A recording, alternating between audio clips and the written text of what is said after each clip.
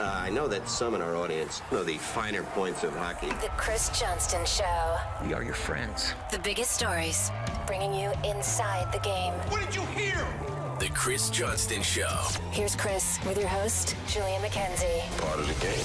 Siege, another riveting game between the Vancouver Canucks and the Edmonton Oilers in their second round series. But everyone is going to talk about what happened at the very end. Carson Soucy and Connor McDavid go at it. Nikita Zadorov with the cross-check from behind before Carson Soucy also gets in on the action as well. I believe Carson Soucy was called for a penalty at the end of the game, but a lot of people are going to wonder if there's going to be a fine, if there's going to be a suspension. How did you see the play, and what do you think will happen? Well, no clear indication yet as we're recording this from NHL player safety, but the one thing I'd point you to is probably the most significant suspensions this year were all given out for cross-checking infractions. A couple that involved cross-checks to the face. One that you might remember well with Morgan Riley, where he cross-checked a player in the face after the time, well, after a goal in that case, but like not in the run of play. And, you know, by no means am I saying necessarily that Carson Soucy's getting a 5 or 6 game suspension, which we saw for some of those prior cross-checks. But, you know, I think the standard has been established here. First of all, cross-checking in the face, whether intentional or not allowed. And, you know, the Riley case, if you go back and watch the video, they talk about how they don't want those kind of cross-checks, particularly in instances where the game isn't being played. It's not as an extension of something happening on the ice. It's a decision that's been made. And so I don't know how they can get through this and not suspend him, quite honestly. I mean, you know, obviously there's a pretty high bar for suspensions in the playoffs. We haven't seen yet one in this year's Stanley Cup playoffs, but you know, you're talking about the face of the league pretty much taking a cross check to the face after the buzzer sounded. I mean, I don't even know how long we have to sit around and debate it. It seems pretty clear cut to me. I guess there's more evidence there as you allude to, you know, the where McDavid's head was, the position of it moved because he got cross-checked from behind first by Zadorov. But, you know, I'd be stunned if we're not talking about a suspension in this case. I just feel as though that the standard that was established this year is pretty clear in this regard. And, you know, I don't think anyone's debating what happened. I mean, we got more than enough video evidence to see that Connor McDavid got cross-checked in the face. So I don't know why the conversation needs to be any longer than that. Because the standard and consistency when it comes to the Department of Player Safety, it just isn't all that consistent. I think the biggest reason why there's been discourse about all of this, and even if by the time you get this episode, there is a decision on Carson Soucy or Zadorov or whatever they end up saying, this is going to rage on because we've seen the NHL not be consistent when it comes to these matters. I was thinking about it all yesterday, and I'm wondering if all we'll see is a fine. I'm totally anticipating that Carson Soucy could just get fined at the end of all of this. And that probably might not be the right thing. CJ, you might absolutely be right. There might be a suspension doled out, but we could totally see reaction coming the other way where people are wondering, well, hey, should he be getting a suspension because of that intentional point of contact, right? Like, well, I don't know what you're I don't know what familiar with the wheels of justice when it comes to things that happen in the course of a game. So one wheel of justice that spins around and they try to figure out what they want. Oh, this is probably 3 games. Oh, this is 5 games. Yes, I'm nodding at your ball hockey suspension, my friend. Oh, that too. But, you know, there's another reference I'm making as well that only the real ones will get. But yes, fine. I am familiar with the wheel of justice. And so, I mean, look I'm willing to be wrong on this. I mean, that's part of recording 250 episodes is you're going to say some things that get recorded that don't reflect what happens. I don't see how they get around a suspension in this case. I really don't think you want to put this series into even more chaos and having retribution become part of it. I mean, we've already seen that a little bit in the Boston, Florida series where the Bruins went into, you know, their most recent game 4, talking about wanting to get back at Sam Bennett for, you know, his apparent sucker punch on Brad Marchand. Mm-hmm. So I feel as though you want to lower the temperature here. You want to, again, it's a cross check to the face. Like, I don't know that we need to break it down more than that. You can't have players hitting other players in the face with a stick. Like it's just, like, it's actually that simple. You're using way too much common sense. But we can twist ourselves into knots and yeah, but this, yeah, but that. But like the truth is the outcome there, there's no way that I just can't imagine there is not supplemental discipline for that play.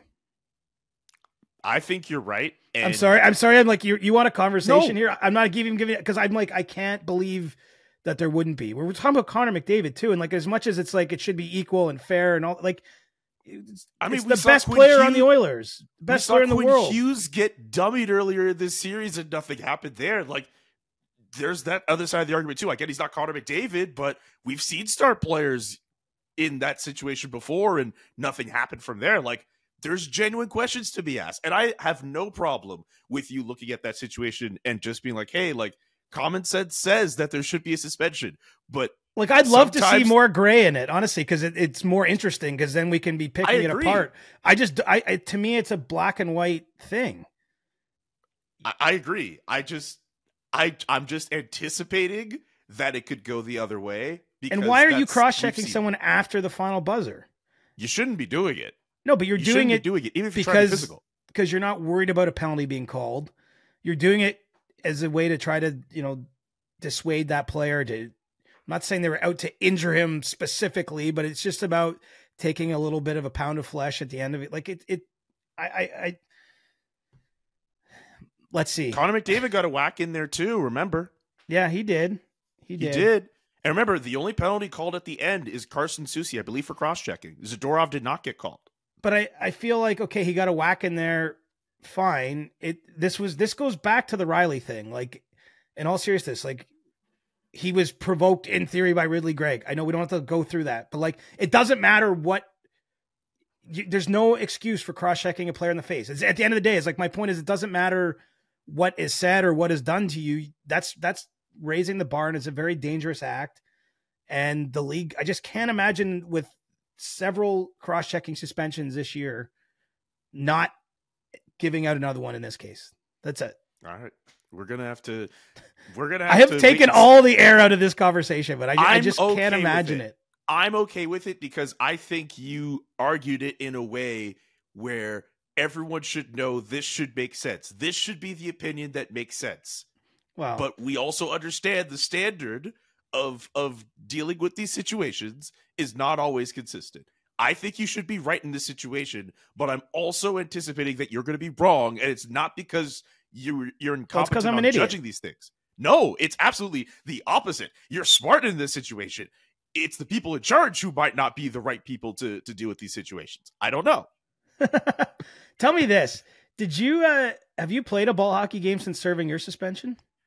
No, the game I was suspended for was on Thursday, and I believe the next game in our schedule is Thursday. So I believe I would be eligible to come back for that game. Like, have you heard from any members of your team? Like, how is what's the TLDR here on the little video we put out? Because a few of my team, like, did they think it's funny? Some of them thought it was funny. Some of them thought it was funny. That's good. Yeah. I hope they don't think we're like making fun of them or the league or anything like that. Because it was all just no. I just think this is good fun. I think this is really cool. Shout out to everyone who's shared the video and sent me tweets about, and not even just tweets, but like texts. I was doing radio in Calgary over the weekend, and people were sending in questions, be like, "How is this goon on the radio?" or whatever. Like, like it's. I don't mind it. I think it's all good fun. It's fine. It's all good. It'll, And you didn't even cross-check him in the face, is my point. Like, you delivered a cross-check. This is cross-checking. By the way, you did incredible work on the voice memo. And also now I just realized something. Could you imagine if Carson Soucy and Nikita Zadorov just get fined for what happened? And like, what does that say? That, like, if they get fined, could you imagine a world where they get fined and then, like, I get a worse suspension for what I did? Could you imagine what happens? Do you imagine what Justin Fisher and the SDPN is going to do if that's what happens later today? There's a whole can of possibilities that might be open God. For some memes or some kind of good social media action. That was a lot of fun. Anyway, I'm glad we made that happen. That honestly, I hate to say it, that might be like my favorite thing of the whole playoffs, and it had nothing to do with the hockey. Like, I just. That thing took on a life of its own, and you somehow got us the video, and we're all better for it because We had lots of laughs in the group chat on that thing. I'm happy that everyone got a laugh out of it. I did too. One more thing about this Oilers Canucks series. Stuart Skinner not having a great time. Really not having a great time. What have you thought of his goaltending, and should the Oilers stick with him the rest of the way? Well, what's the other option? You know, the Oilers have put themselves in a spot here where you have Calvin Pickard, who's not started and played a complete Stanley Cup playoff game in his career. I guess Jack Campbell's there. He's kind of as their number 3 guy. He has played some big games and he's played well in some big games, but hasn't played an NHL game in several months.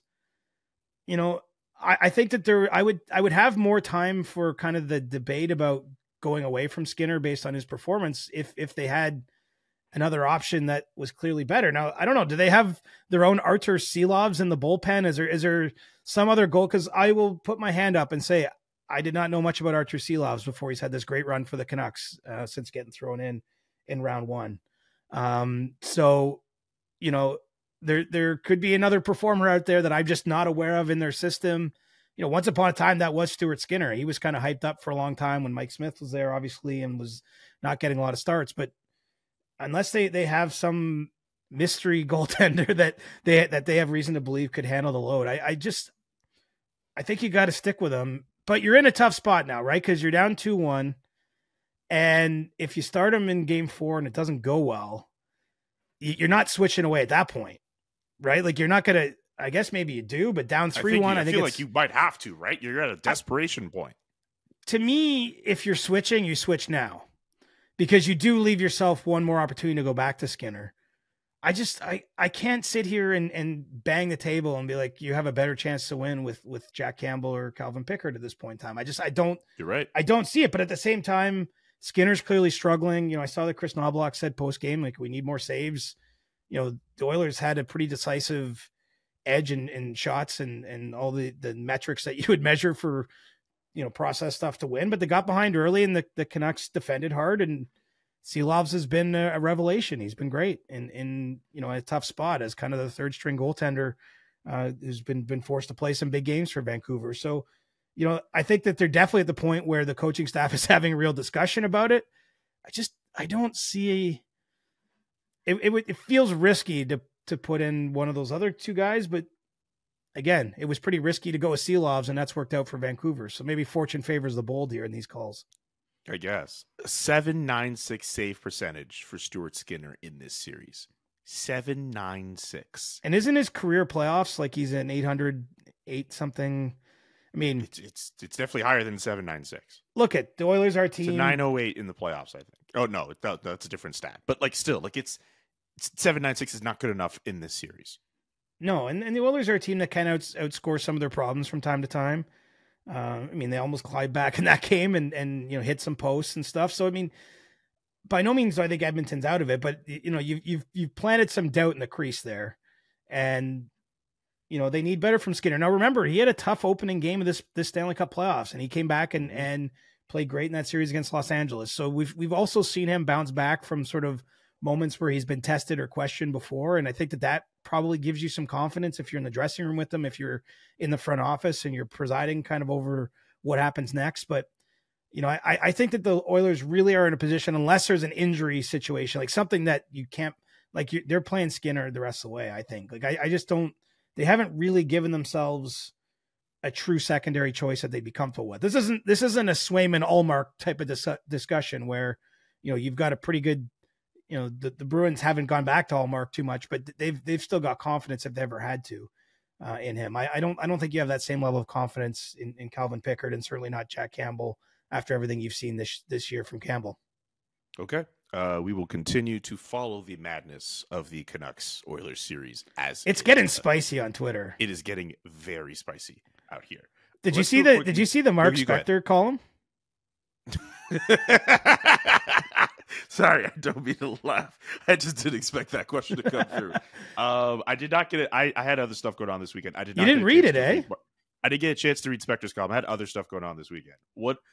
I did not read the column.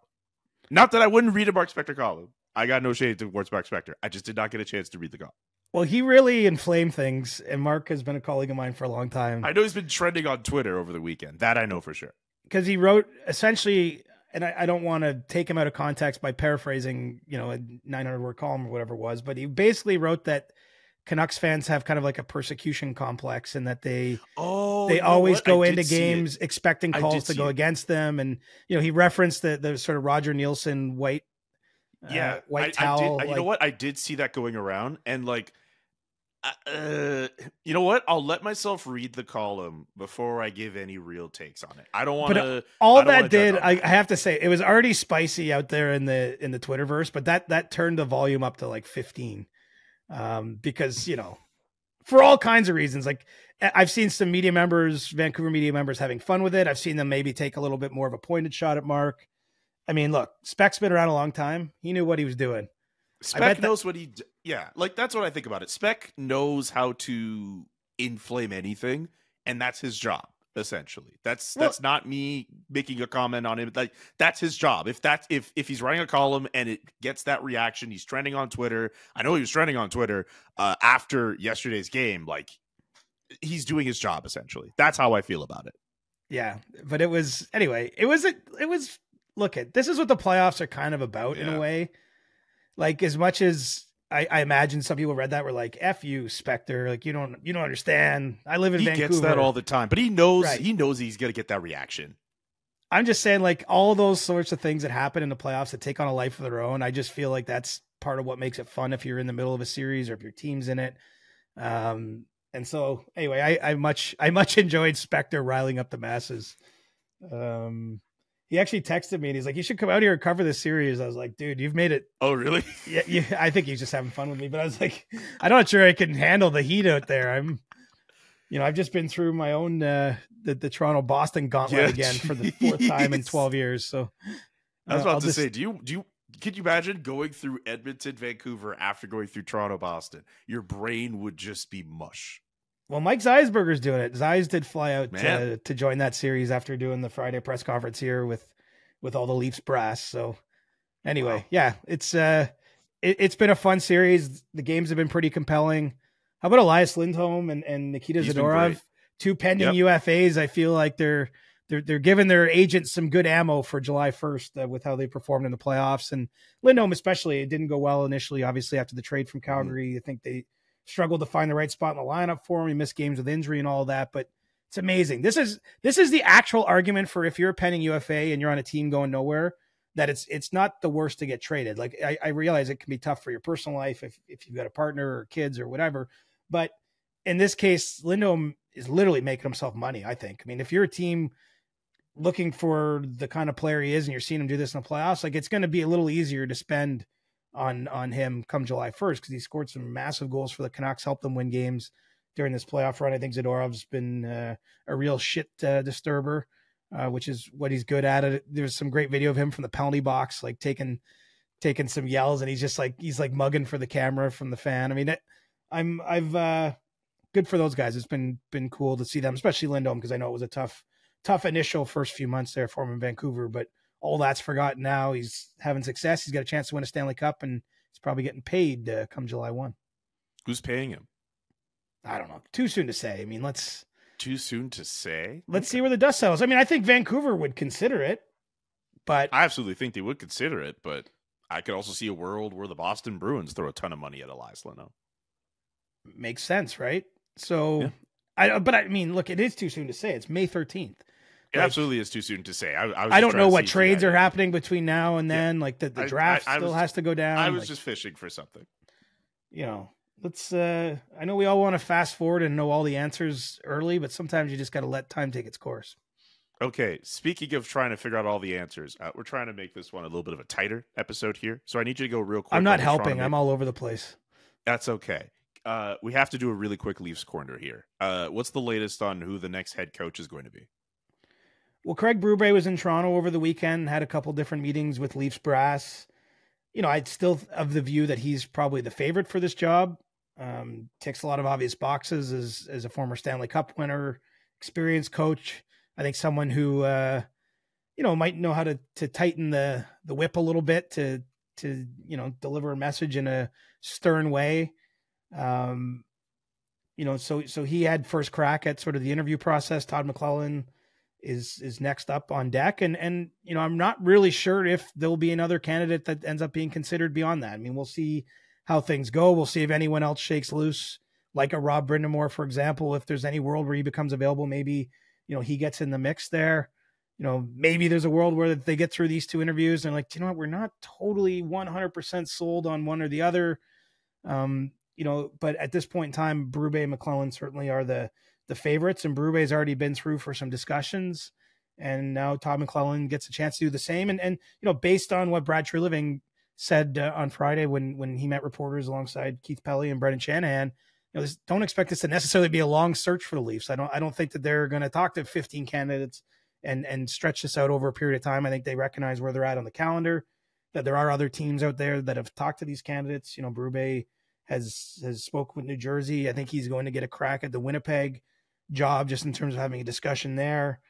And so we'll kind of have to see how everything shakes down, but I think that's sort of where the coaching thing is at. And that's the next big and important decision in Toronto. And then we'll get on to what they're going to do with the core 4 or the core 5, or, any larger roster kind of decisions that need to come down the pipe here. We need to interrupt Leafs Corner. It sounds like this is from Elliot Friedman. Sounds like there will be a hearing for Carson Soucy. Yeah. CJ kind of told you that was probably going to happen. Yeah, you really have to galaxy brain it to not give him one. Yeah, I could understand that. But look, this is going to be, people are going to argue both sides of this. It is what it is. Do we have unless you were gonna add something, but could we lump in Sheldon Keefe and the fact that New Jersey has come up as a possibility for the head coach? Well, the Devils certainly are interested. And I think the big decision for Sheldon Keefe is, does he want to work again this soon? And that's probably not an easy decision to make. I mean, he's got 2 more years under contract from the Leafs, so he doesn't have to worry about his family or any of those other things. You can imagine how stressful. I mean, every coaching job is ridiculously stressful, but I do think doing it in a place like Toronto with the media attention, with every one of your comments being dissected and interpreted, and there's a lot of little mini controversies that come out of being the coach of the Toronto Maple Leafs, who speaks 2 or 3 times a day. He may elect to take some time. I don't have any reason to believe he's made that decision, but certainly the Devils have interest in him. And I think Sheldon Keefe, quite honestly, is in a position where he can be a little bit picky. It's not to say he wouldn't want to go to New Jersey, but maybe the timing isn't right so much. And, you can't tell me someone who has the points percentage he has after 350 odd NHL games coach won't have another chance to coach a good team. And so, we'll have to see how that bounces together. And, I don't know that we would call him the lead candidate in New Jersey. I think the Devils are looking at a variety of people, but certainly they'd like to talk with Sheldon. And, it's really down to, is he ready to jump right back into the fire after what he's been through? And so until he makes that decision, it's hard to say where things will go or won't go with New Jersey. Okay. We'll be on the lookout for any more stories as it pertains to one Sheldon Keefe. Let's go through AskCJ real quick here. We got a couple of questions here. Thank you to everyone who sent in questions on Discord and on Twitter. From Nick Vanny, or Vanny, probably Vanny. Status on Moritz Seider and Lucas Raymond extensions in Detroit. Well, it's interesting that Raymond went to the Worlds, given that he is a pending RFA. Not sometimes players are concerned about that. Scored a nice goal there, if you saw, for Sweden. Don't have any specific news, but I don't think there's a lot to worry about either. I mean, these guys are fully under team control, coming off their entry-level contracts. As we've seen in many cases, sometimes it takes time to get those sorts of deals done. Obviously, on July 1st or beyond, they're eligible to sign offer sheets. But, I don't think many teams view that as a huge pressure point, because we just don't see very many offer sheets signed. And if someone signs you to an offer sheet, like the Habs did with Sebastian Aho all those years ago, sometimes it just eliminates the negotiation, and you just take the terms of that offer and move forward. So, obviously 2 important players for Detroit, but I don't have any sense that there's anything going wrong there. Probably not a conversation though, or any urgency until June. Next one from Jacob Ouellet. Simple one. I've been trying so hard as a Bruins fan to take my black and gold blinders off. How is that not goaltender interference? That's obviously a reference to Sam Bennett and Charlie Coyle in front of the net during their game on Sunday. I don't know how that wasn't goaltender interference either. That was crazy. Yeah, my instincts watching the game in the moment was that goal was going to come off the board. I thought that it was going to be deemed goaltender interference. This is we have to highlight this. It's a subjective call, right? There's an interpretation that's made by the situation room when those plays are challenged. I think it makes it incredibly difficult for the video coaches who have to, in 20 or 30 seconds, signal to their bench that there should be a challenge. Just given how important the games are, the fact, the Bruins ended up killing the penalty that came out of an incorrect challenge there, but it's subjective. It's not entirely black and white. Coyle does appear to be going into the blue paint on his own initially before he's, pushed or cross-checked there into his goaltender. It sounds as though the situation room deemed that Swayman wouldn't have been able to get over and stop the puck anyway. It's a hard one. It is. I'm not going to come out. Look at if I was the fan of that team, I'd be pissed too. Like I get it. I understand why there's discussion there. I just don't know that I can sit here and say they definitely got it wrong either. But it's a hard one to challenge. It's a hard one to say what's going to happen because each play isn't quite the same. You look at the wording of the rule. If a player gets pushed into his goalie, that's deemed as goaltender interference by the NHL rule book. And Coyle certainly got pushed into Swayman. They just viewed that wasn't, it was part of the play. It wasn't the reason that there was a goal there. So the NHL got it wrong. It should have been goalie. Anyway, I'm not going to. Go on. I wasn't not reacting. I was like, I'm giving you the floor.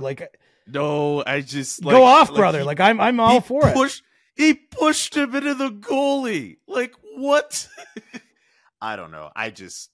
In the interest of time, I will reserve judgment on that one, but he pushed him into the goal. Anyway, this next one from John R. Cap Friendly doesn't have it, but I'm hearing Julian as a UFA at the end of the season. Is his Department of Player Safety history going to affect his prospects this offseason? I don't even know how to take that. I don't even know how to answer that question. I will be taking some time to consider my future at some point, I guess. I don't know. That's his best. That's my diplomatic answer to that question. I'm playing around, obviously. Yeah, the problem that we have in our world is we don't have 31 other potential employers. So, it's I think Julian will be just fine. He's doing an awesome job, and if anything, I think employers might look at that and be like, I like a little grit there. We got an employee who doesn't mind going to the dirty areas, who will do anything to get the job done. So, I'm not too worried about you, Julian. You're going to be good, brother. Likewise for you, sir. I think you're going to be just fine. Last one for you. Congo Red. Adam Wild, made reference to ways teams can make a player with a no trade clause or no movement clause motivated to accept a move. What are those things? Well, if we're probably talking about the Leafs here, given the question. So let's take it a possibility, yes. But let's take it out of the hypothetical and bring it into the real world. If not saying this has happened. If the Leafs get to a point where they want to try to trade Mitch Marner, you can go off the player's current circumstances. He doesn't have a contract beyond this coming season. So you can say to him, look, we're not signing you under any circumstances. You're not getting an extension here. And we know you like playing with Austin Matthews, but we don't see that as the right fit for our team. So we're going to play you in spot X or Y in our lineup. And, we don't really think you should be killing penalties anymore. You can, as a team, here's the thing, Julian. Can you imagine, even if you had a contract, if the Athletic came to you or the SDPN came to you and we're like, we just don't want to employ you anymore. We know you have a year on your deal. Would you really want to keep working there? I'm guessing, especially when you have other teams out there around the league that would want to employ you, that would want to trade for you and immediately give you an 8-year extension, which means you have 9 years, you have your entire family's forever secured, because NHL contracts are fully guaranteed, at least to 66%, which is the amount they can be bought out for. I just think that when you have that discussion, it would be hard to stay there. And so I think that that's what Adam's referencing. You can make it clear to a player that he's probably not going to enjoy what the next year looks like. And keep in mind, whether it's in Toronto or somewhere else, next season is big for Mitch Marner. He's trying to have a big year so that his next payday is a good one. And if the team is not going to play you in certain spots you like, if you think it's just not going to be the right atmosphere to have your best success, I mean, it's who would want to be there? And, you know, I do think in Toronto it's being missed a little bit as we sort of work through the various discussions in the media about how this might work with whether it's Mitch Marner or someone else. I mean, lots of players with no movement clauses get traded. It happens, I won't say routinely, but it certainly has happened regularly. Like I think back to Ryan McDonough. That guy was an absolute horse for the Tampa. They win the cup with him in 2020. They win the cup with him in 2021. They go to the cup final in 2022. He's playing all kinds of minutes. 3 days after that season, Julian Breezeball, the GM of the Lightning, has a meeting with him and says, look, we just can't fit your cap anymore. Where would you like to be traded? And within a week, he's traded to Nashville. Ryan McDonough, like any player, did not want to leave Tampa. He had just been to 3 straight cup finals with this team. It's a great place to live. Awesome setup for players. You got your life dialed in. You're tight with all these guys on the team. You've just given blood, sweat, and tears for the organization. And they're like, sorry, we can't make this work anymore. And then you got to be traded. And look I think life has been okay for him in National League. I'm just saying this does happen in our league. And, you know, the Leafs have not taken that route before with any players, but it's a different offseason, right? And you've just had Keith Pelly speak at a press conference talking about, like, we're not here to sell sweaters, jerseys. We're here to win Stanley Cups. And so I think there's going to be some hard conversations. I don't know how those things are going to go. I don't know. You know, at this point in time, I have no reason to believe Mitch Marner wants to leave Toronto, but if he's not wanted to the degree he has been wanted, I think ultimately there's a way to maybe get there. Now, he has a full no movement clause. He doesn't have to do anything.